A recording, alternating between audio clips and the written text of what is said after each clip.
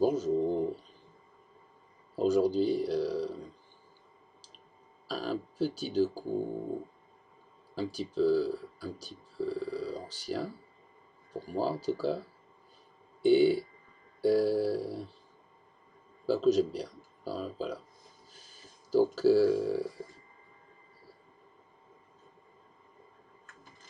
ceux qui veulent résoudre peuvent commencer à résoudre, ou mettez sur pause, et puis voilà. Donc, regardons la position. Les deux cavaliers noirs se protègent mutuellement. La cage est complète et chaque case est contrôlée de nombreuses fois. Alors, pas toutes les cases sont contrôlées de nombreuses fois, mais la plupart sont contrôlées de nombreuses fois. Donc, on y va, on regarde. Il y a une case de fuite en D5. La case de 5 est contrôlée par le cavalier C6, le fou H2 et la dame F6. La case F5 est contrôlée par la dame F6, potentiellement par la tour F7 et par le pion G4. La case F4 est contrôlée par le pion E3, par le fou H2, par la dame F6 et potentiellement par la tour F7. Le cavalier F3 est contrôlé par le cavalier E1, la dame F6, la tour F7 potentiellement, et c'est tout. La case E3 est contrôlée par la tour E2 seulement. La case D3 est contrôlée par le pion C2, par le cavalier E1 et par le fou B5. Et la case D4 est contrôlée par le pion E3 et par le cavalier C6. Donc, on a deux cases qui ne sont... une case qui est contrôlée, qui n'est pas contrôlée, la case de fuite, et une case qui est contrôlée seulement par la tour E2. La case E3 n'est contrôlée que par la tour E2. Donc apparemment, il y a beaucoup de matériel, des surprotections partout. Donc, ça veut dire une certaine souplesse, en tout cas apparente, pour les pièces blanches qui peuvent trouver des rôles. Des rôles. Donc, si on a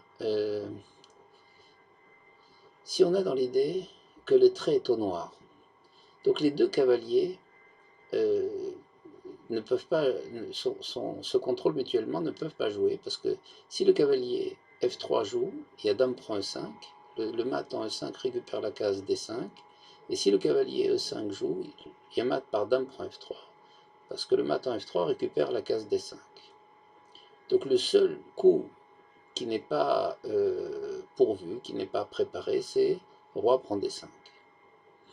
Donc, on va commencer par les essais qui ne sont pas dans l'idée du problème. Ils sont là. On va regarder comment ça fonctionne. Mais l'idée de base, elle va venir après les deux premiers essais. Donc, un essai facile, c'est fou prend C4, on contrôle la case, mais il y a un pion en B6 justement pour empêcher ça. Donc, on ne peut pas se réfuter par pion B5. Deuxième essai, c'est C4. C4, même idée, on contrôle directement D5, mais on voit que le pion C4, le pion C2, pardon, en jouant en C4, a abandonné D3 et a fermé le fou. Donc tout d'un coup, on se retrouve avec une case D3 qui n'est contrôlée plus que par le cavalier E1. Et donc, cavalier E1 est très embêtant parce que dame prend E5 ne peut plus être joué. Il y a une case de fuite en D3 et donc C4 ne peut pas marcher. Bon, évidemment, on ne peut pas jouer avec le roi en D6 parce qu'il y a des échecs au roi. Ou bien en C4 ou bien en F7. Donc contrôlons encore, essayons encore de trouver à contrôler la case D5. Par exemple, cavalier E7, le cavalier joue en E7, ça pourrait être aussi en B4, ça ne changera pas grand chose.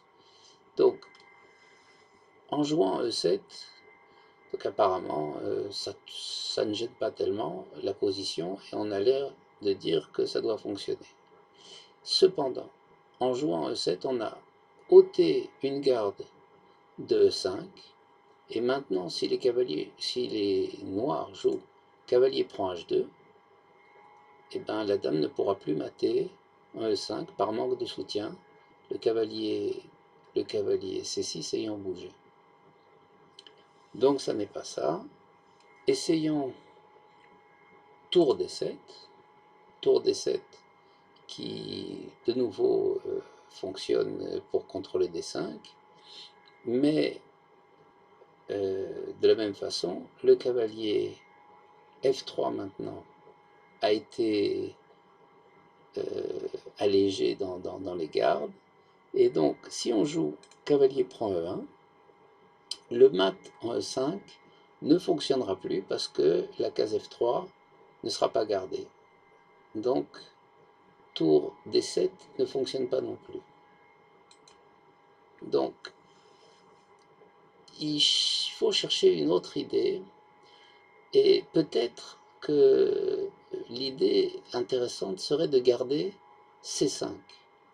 Parce que si on garde C5, par exemple, après cavalier D3, on va jouer cavalier D3, si on joue cavalier D3, l'idée c'est que si les noirs jouent roi prend D5, on aura E4 mat parce que la case C5 aura été gardée.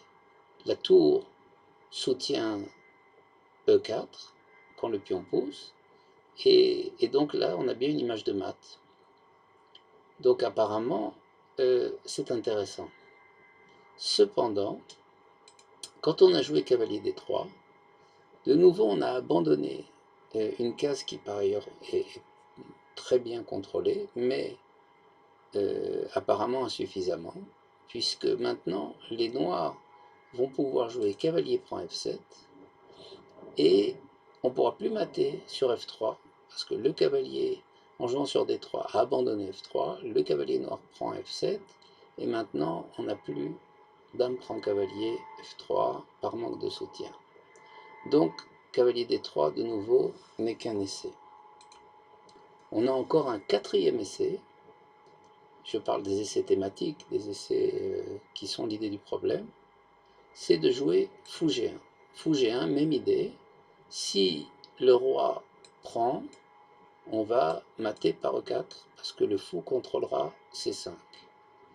Donc c'est apparemment un coup intéressant. Mais même problème, en jouant fou G1, on a abandonné le contrôle de E5, et maintenant le cavalier E5 peut prendre en C6, et il n'y aura pas le mat en F3 parce qu'il y aura la case de fuite en E5. Donc on a un système d'essai, on va venir les redétailler tout à l'heure. Maintenant, voyons la solution.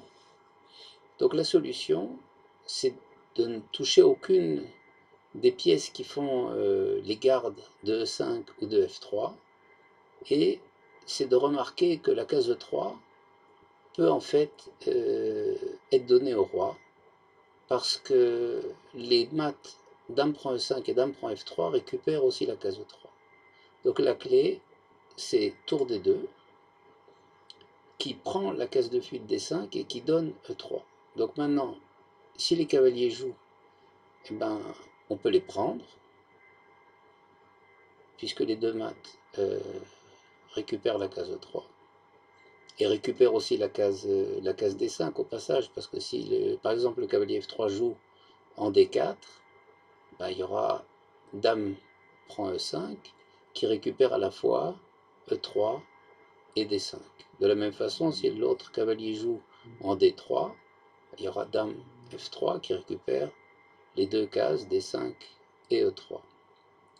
Et si le roi fuit, eh ben, la tour revient et on mate parce que l'absence du pion permet à la tour de contrôler à la fois E3 et E4. Donc voilà un petit problème. Maintenant, je voudrais juste qu'on jette un petit coup d'œil sur la géométrie. Il y a une géométrie particulière qu'on peut souligner quand même. Il